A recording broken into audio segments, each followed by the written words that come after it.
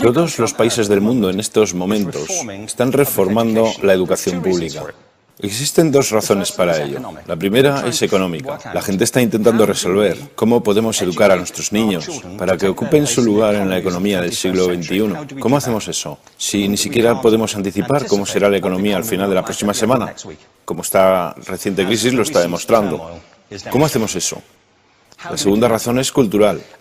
Todos los países del mundo están intentando resolver cómo podemos educar a nuestros niños para que tengan sentido de identidad cultural, para poder legarles los genes culturales de nuestras comunidades y a la vez formar parte del proceso de globalización. ¿Cómo cuadramos ese círculo?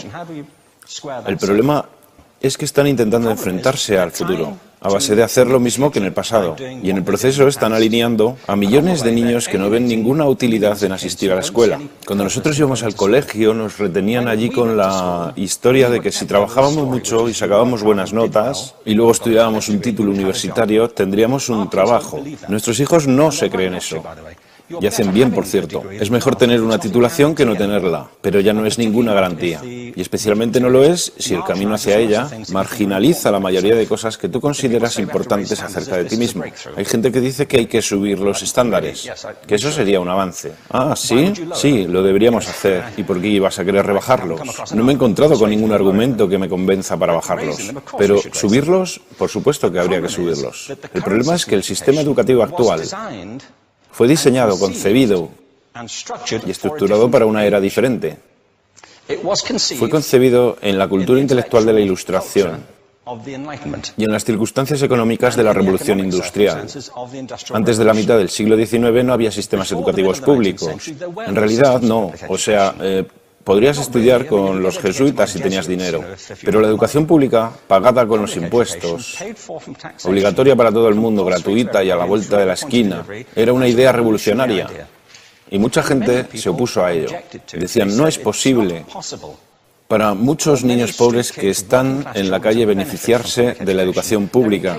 Son incapaces de leer y escribir. ¿Por qué perder tiempo con esto? Y también se asienta sobre una serie de suposiciones sobre la estructura social y la capacidad de las personas. Fue dirigido por el imperativo económico de aquel momento, pero a lo largo de todo ello se infiltró el modelo intelectual de la mente, el cual era esencialmente la idea que la Ilustración tenía sobre la inteligencia. La auténtica inteligencia consistía en cierta capacidad para el razonamiento deductivo y un conocimiento amplio de la cultura clásica. Se podría resumir en capacidad académica. Y esta idea está fuertemente enraizada en la reserva genética de la educación pública. El creer que hay dos tipos de personas, académicas y no académicas, y la consecuencia de eso es que mucha gente brillante se creen que no lo son porque han sido evaluados siguiendo este concepto de mente. Así que tenemos dos pilares gemelos, el económico y el intelectual. Y desde mi punto de vista, este modelo ha causado caos en la vida de mucha gente. Ha habido gente que se ha beneficiado maravillosamente de él,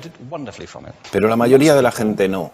En lugar de beneficiarse, sufren de esto. Una epidemia moderna, mal ubicada y también ficticia. Esta es la plaga del síndrome de déficit de atención e hiperactividad, TDAH. Este es un mapa de la incidencia del TDAH en Estados Unidos. El mapa de prescripciones médicas para el TDAH.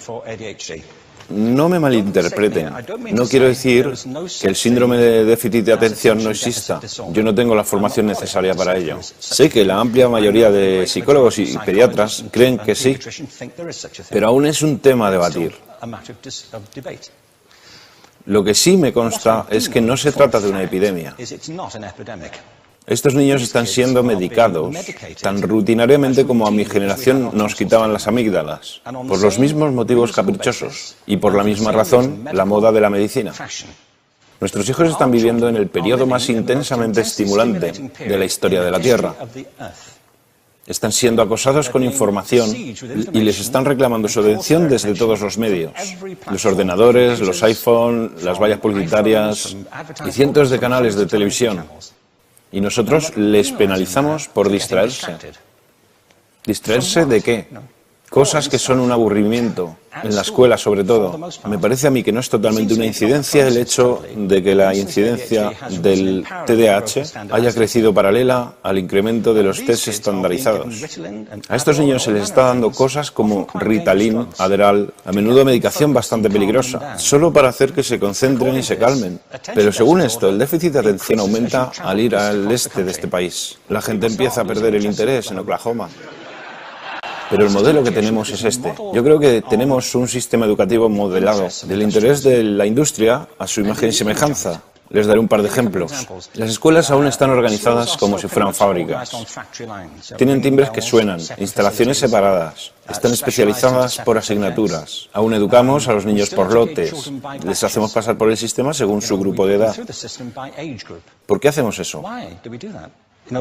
¿Por qué suponemos que lo más importante que los niños tienen en común es su edad? Parece como si lo más importante de ellos fuese su fecha de fabricación, ¿no?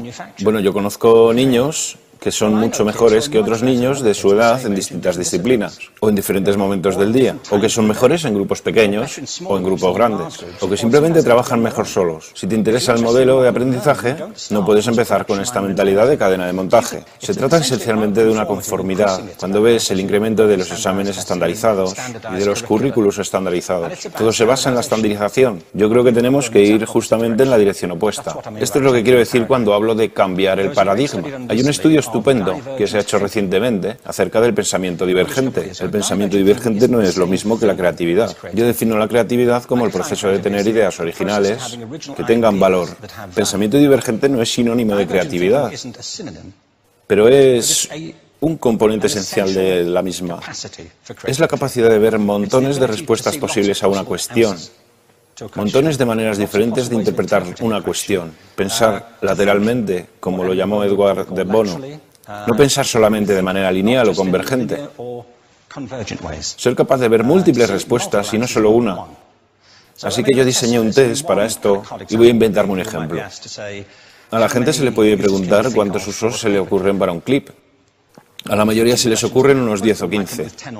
A la gente que se le da bien, se le pueden ocurrir 200. Y lo hacen porque preguntan, ¿el clip podría estar hecho de goma y medir 60 metros?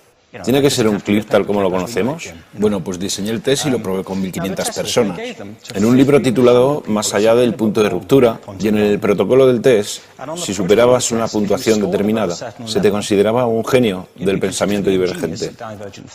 Así que quiero preguntarles, ¿qué porcentaje de la gente que hizo el test puntuó como genio en pensamiento divergente?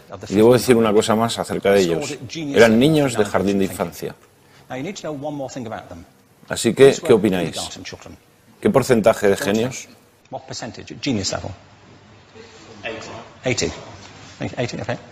98%. Bueno, la cuestión es que era un estudio longitudinal, así que los mismos niños volvieron a hacer el test 5 años después, en edades entre 8 y 10 años. ¿Qué pensáis? ¿50%? Volvieron a hacerles el test otra vez, 5 años más tarde, cuando tenían entre 13 y 15 años de edad. Y se observa una tendencia, ¿no? Bueno, esto nos indica algo interesante, porque se supone que tendría que ser al revés, ¿no? Empiezas no siendo muy bueno, pero mejoras a medida que te haces mayor. Pero esto demuestra dos cosas. Una es que todos nosotros tenemos esta capacidad. Y la otra es que esta capacidad se deteriora en general. Muchas cosas les han pasado a estos niños durante su crecimiento, pero yo estoy convencido que lo que más les ha influenciado es que a estas alturas ya han obtenido una educación académica. Se han pasado 10 años en la escuela, oyendo que solo hay una respuesta correcta. Esta es la parte de atrás del libro, pero no la mires. Y no copies, porque eso es engañar. Fuera de las escuelas, a eso se le llama colaboración. Esto no sucede porque los docentes así lo quieran. Es simplemente porque sucede así. Es porque se halla presente en la reserva genética de la educación. Tenemos que pensar de forma diferente acerca de la capacidad humana. Tenemos que superar esta vieja idea acerca de lo académico y lo no académico, lo abstracto, lo teórico, lo vocacional, y empezar a verlo como lo que es, un mito.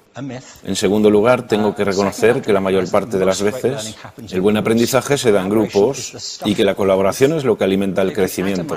Si atomizamos a las personas, las separamos, y los juzgamos por separado, formamos una especie de desconexión entre ellos y su ambiente de aprendizaje natural.